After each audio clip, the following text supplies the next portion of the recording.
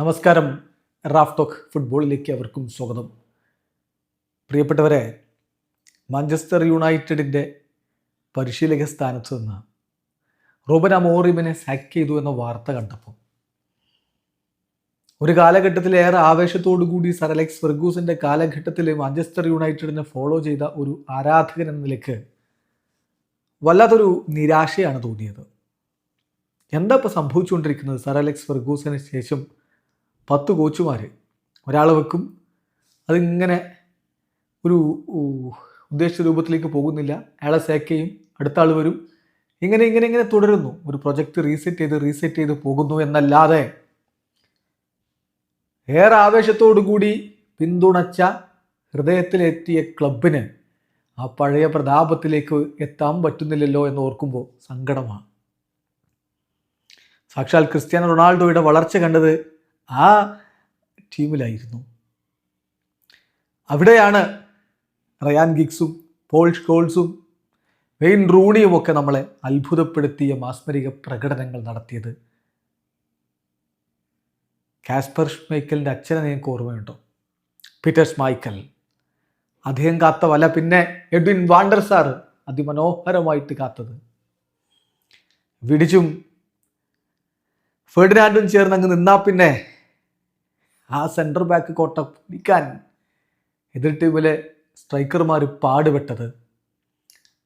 യുണൈറ്റഡിനോടാണ് കളി, തോൽവി ഉറപ്പിച്ചിട്ട് ഗ്രൗണ്ടിൽ ഇറങ്ങിയാൽ മതി എന്നതായിരുന്നു അന്നത്തെ എല്ലാ ടീമുകളുടെയും അവസ്ഥ. അതായിരുന്നു ഒരു യാഥാർത്ഥ്യം. സിറ്റിയൊന്നും അന്ന് ഒന്നുമല്ലെന്നേ. പിന്നെ എല്ലാം മാറി മറിഞ്ഞു. ഇന്നത്തെ ദുരന്താവസ്ഥയിൽ നിന്ന് രക്ഷപ്പെടാൻ എന്തുകൊണ്ട് യുണൈറ്റഡിന് പറ്റുന്നില്ല എന്നതാണ് മനസ്സിലാക്കാൻ പറ്റാത്തത്. ഏതായാലും അമോറിം പുറത്തു പോകുമ്പോൾ യുണൈറ്റഡിൻ്റെ ഒഫീഷ്യൽ സ്റ്റേറ്റ്മെൻറ്റിൽ പറയുന്നത് ഇങ്ങനെയാണ്: with Manchester United sitting 6th in the Premier League, the club leadership has reluctantly made the decision that it is the right time to make a change. This will give the team the best opportunity of the highest possible Premier League finish. ഇതിനൊക്കെ എന്താണ് പറയേണ്ടത് എന്നെനിക്കറിയില്ല.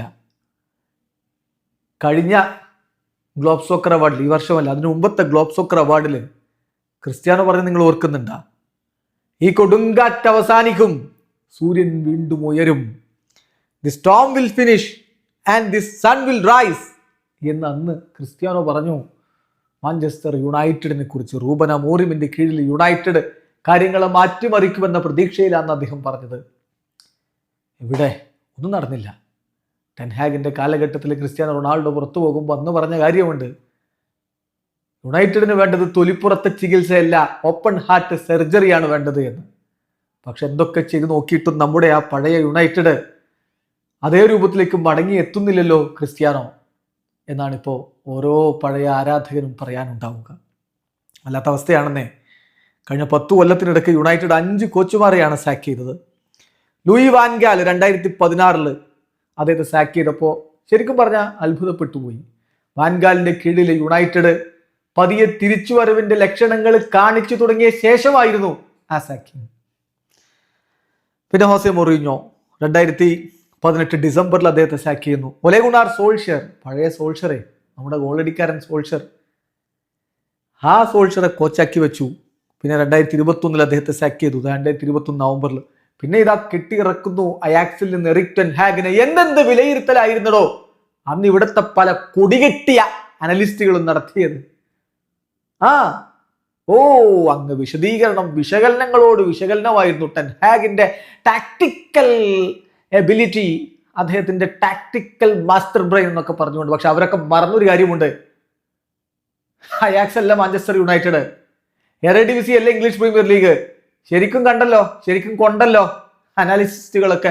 കണ്ടം വഴി ഓടിയ വഴി പിന്നെ പുല്ല് മുളച്ചിട്ടില്ലെന്നാണ് കേട്ടത്.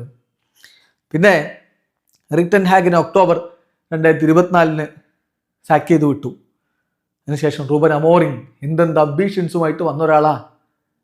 എന്തൊക്കെ ശ്രമിച്ചിട്ടും കാര്യങ്ങൾ നേരെയായില്ല. ഇതാ ഇന്ന് അദ്ദേഹത്തെ സാക്ക് ചെയ്തിരിക്കുന്നു. അപ്പോൾ നമ്മൾ നോക്കുമ്പോൾ സർ അലക്സ് ഫെർഗൂസിന് ശേഷം എൻട്രിങ് കോച്ചുമാരെ കൂടി കൂട്ടി നമ്മൾ നോക്കിയാൽ 10 കോച്ചുമാർ വന്നുപോയി. ഡേവിഡ് മോയിസ് ഓർമ്മയില്ലേ, കുട്ടി ഗോഷ്ടി കൊണ്ടുവന്നത്. അത് ശരിക്കും പറഞ്ഞാൽ ഫെർഗൂസന്റെ കൂടി താല്പര്യത്തിലാണ് അന്ന് ഡേവിഡ് ബോയ്സിനെ കൊണ്ടുവന്നത്. അദ്ദേഹത്തെ പറഞ്ഞു വിടുമ്പോൾ റയാൻ ഗിഗ്സ് കെയർടേക്കറായിട്ട് വരുന്നു. പിന്നെ ലൂയി വാൻഗാലിനെ പരിശീലക സ്ഥാനത്തേക്ക് കൊണ്ടുവരുന്നു. അതാ ഞാൻ പറഞ്ഞു, വാൻഗാലിനെ സാക്ക് ചെയ്തപ്പോഴാണ് വലിയ നിരാശ തോന്നിയത്.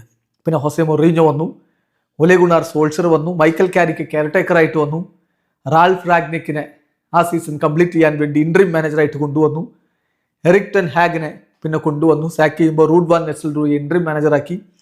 ഇപ്പോൾ റൂബൻ അമോറിമിനെ സാക്ക് ചെയ്യുന്നു. നമ്മുടെ പഴയ മധ്യനിര താരമില്ലേ ഡാരൻ ഫ്ലെച്ചർ, ആ പാവത്തിന് പിടിച്ച് ഇപ്പോൾ ഇതാ ഇൻട്രീം കോച്ചാക്കിയിട്ടുണ്ട്, കെയർടേക്കർ ആക്കിയിട്ടുണ്ട്. എന്താവുമോ എന്തോ, എന്തായാലും നിരാശയാണ് ബാക്കി. വീഡിയോ അവസാനിക്കുന്നു. ഫുട്ബോൾ ലോകത്തെ കൂടുതൽ വിശേഷങ്ങളുമായി റാഫ് ടോക്സ് എത്താം.